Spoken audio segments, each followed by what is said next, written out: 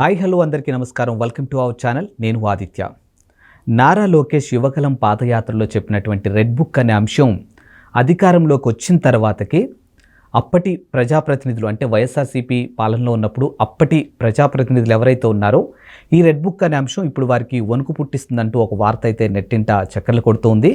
మరి నారా లోకేష్ కూడా అప్పుడు అధికారంలో ఉండి అధికారాన్ని దుర్వినియోగం చేస్తూ ఇష్టం వచ్చినట్టు అడ్డదారులు సంపాదించిన ప్రతి ఒక్కరిని వదిలేదేలే అంటూ లోకేష్ చేసినటువంటి వ్యాఖ్యల గురించి మాట్లాడడానికి ప్రస్తుతానికి మనతో పాటు స్టూడియోలో ఉన్నారు ప్రముఖ సీనియర్ జర్నలిస్ట్ డివిఎస్ గారు. సో సార్ని అడిగి తెలుసుకుందాం. సార్ నమస్కారం. సార్ నమస్తే సార్. నారా లోకేష్ గారు యువగలం పాదయాత్రలో చేసినటువంటి మాట చెప్పినటువంటి అంశం ఏదైతే రెడ్ బుక్ ఉందో అప్పటి వైఎస్ఆర్సీపీ అధికారంలో ఉన్నటువంటి ప్రజాప్రతినిధులకు ఇప్పుడు వణుకు పుట్టిస్తుందని ఒక వార్త అయితే నెట్టింట మనం వింటూ ఉన్నాం. మరి అధికారాన్ని అడ్డం పెట్టుకొని సంపాదించిన ఎవరిని కూడా ఈ రెడ్ బుక్ వదలదు అంటూ ఒక వ్యాఖ్యలు అయితే చేయడం జరిగింది. సో మరి ఈ రెడ్ బుక్ ఎలా వెళ్ళబోతుంది, అసలు దీని పరిణామాలు ఏ విధంగా ఉండబోతున్నాయి? అసలు నిన్న మంత్రి నారా లోకేష్ మాట్లాడుతూ రెడ్ బుక్ అంటే ఒక మ్యాండేట్ అన్నారు. రెడ్ బుక్ అంటే ఇవాళ ప్రజలు అంతగా ఆ మ్యాండేట్ని కోరుకున్నారు. ఇది ప్రజలు ఇచ్చిన మ్యాండేట్ అన్నారు. మనం చూసాం ఏది చట్టాలను ఎవరైతే ఉల్లంఘించారో వాళ్ళని చట్ట పరిధిలో శిక్షించడమే రెడ్ బుక్. 5 ఏళ్ళు జగన్మోహన్ రెడ్డి పరిపాలనలో ఇవాళ చట్టాలు లేవు, మరి జీవోలు లేవు, అన్నీ ప్రాథమిక హక్కులు కాలరాశారు. నీకు పౌర హక్కులను అణిచేశారు. బయటకు వచ్చి ధర్నా చేసే స్వేచ్ఛ లేదు. నాకు అన్యాయం జరిగింది అని చెప్పుకునే పరిస్థితి లేదు. పోలీస్ స్టేషన్కి వెళ్తే బాధితుడిపైనే కేసులు పెట్టారు. ఎస్సీ ఎస్టీలు వాళ్ళపైనే ఎస్సీ ఎస్టీ అట్రాసిటీ కేసులు పెట్టారు. అమరావతి రైతులపైన కేసులు పెట్టారు, మహిళలపైన కేసులు పెట్టారు. పోలీసులను అడ్డం పెట్టుకుని వైఎస్ఆర్ కాంగ్రెస్ పార్టీ నాయకులు, ఎమ్మెల్యేలు, మంత్రులు, ముఖ్యమంత్రి చెలరేగిపోయిన పరిస్థితి. ఇవాళ సోషల్ మీడియాలో ఎవరన్నా ఒక పోస్ట్ ఫార్వర్డ్ చేస్తే జైల్లో పెట్టిన పరిస్థితి.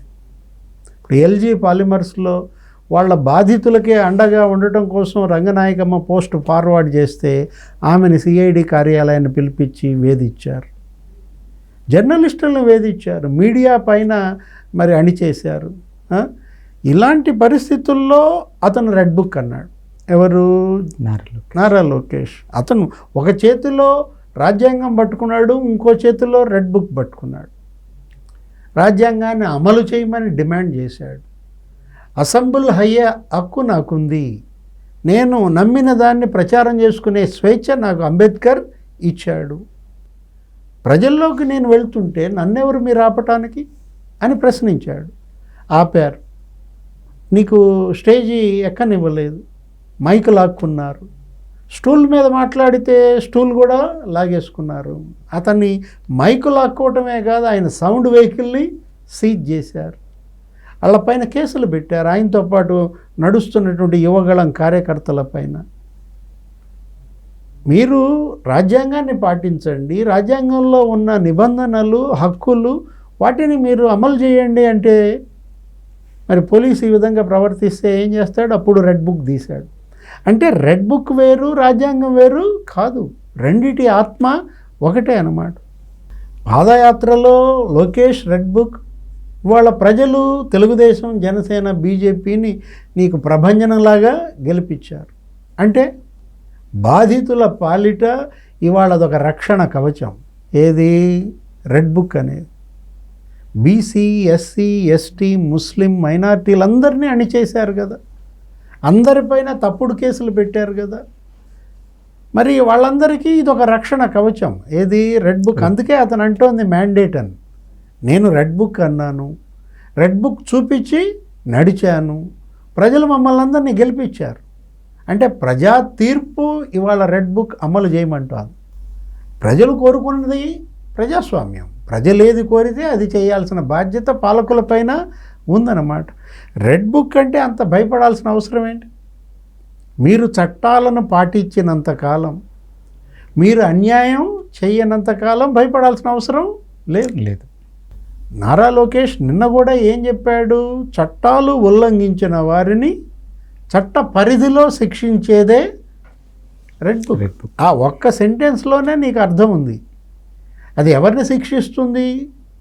చట్టాలు ఉల్లంఘించిన వాళ్ళని. ఎలా శిక్షిస్తుంది? చట్ట పరిధిలోనే శిక్షిస్తుంది అన్నమాట. జగన్మోహన్ రెడ్డి పరిపాలన అలా జరగలేదు కదా 5 ఏళ్ళు. జగన్మోహన్ రెడ్డి పరిపాలనలో చట్టాలు పాటించే వాళ్ళ మీద అణిచేశారు, చట్ట వ్యతిరేకంగా కేసులు పెట్టారు. ఇప్పుడు మాజీ ముఖ్యమంత్రి ఆయన ఏంటి, అంగళ్ళు వెళ్ళాడు, అక్కడ ఆ మైనింగ్ దందాలయో చూడటానికి వెళ్తుంటే ఆయన పైన రాళ్ల యుద్ధం చేశారు, వర్షం కురిపించారు. అతను బాధితుడు. ఎవరు? చంద్రబాబు. అక్కడ ఆయన మీద దాడి జరిగింది, అతని మీదే 307 పెట్టారు. అంటే ఆయన వీళ్ళను చంపబోయినట్టుగా హత్యా నేరం. ఇప్పుడు మాజీ ముఖ్యమంత్రి ఎవరినన్నా చంపటానికి ప్రయత్నిస్తాడా? 14 ఏళ్ళు ముఖ్యమంత్రిగా చేశాడు, 45 ఏళ్ల రాజకీయం. ఎన్ని పదవులు ఆయన చేశారు? ఆయన మీద హత్యా నేరం ఆపాదించటం, సెక్షన్లు పెట్టడం ఎప్పుడన్నా ఎక్కడన్నా జరిగిందా? ఇంతకుముందు మాజీ ముఖ్యమంత్రులు ఎంతమంది లేరు, వాళ్ళ మీద పెట్టారా? ఇప్పుడు రేపొద్దున జగన్మోహన్ రెడ్డి మీద పెడతారా? పవన్ కళ్యాణ్ ఆయన్ని ఎయిర్పోర్ట్ల నుంచి బయటికి రానిలేదు. ఎవరా?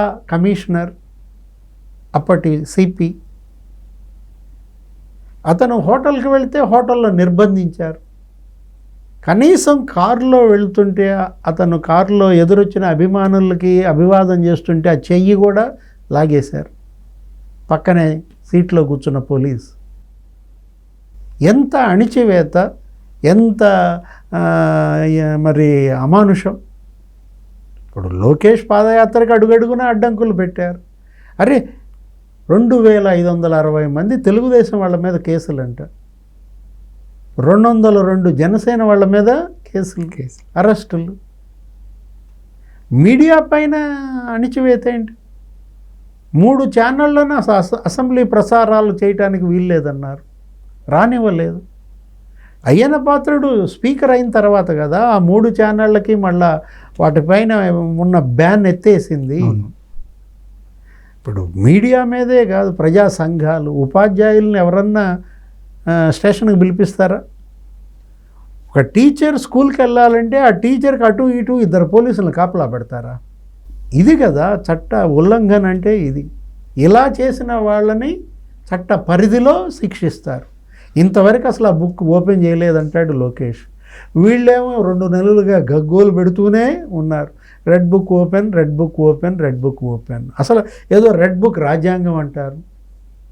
అంటే వాళ్ళు రాజారెడ్డి రాజ్యాంగం అన్నారని మీరు రెడ్ బుక్ రాజ్యాంగం అంటున్నారా? రెడ్ బుక్ రాజ్యాంగం రెండిటి ఆత్మ ఒకటే. రాజ్యాంగంలో అమలు చేయకపోతే రెడ్ బుక్ వాళ్ళపైన చర్యలు తీసుకుంటుంది. Thank you sir. నమస్తే.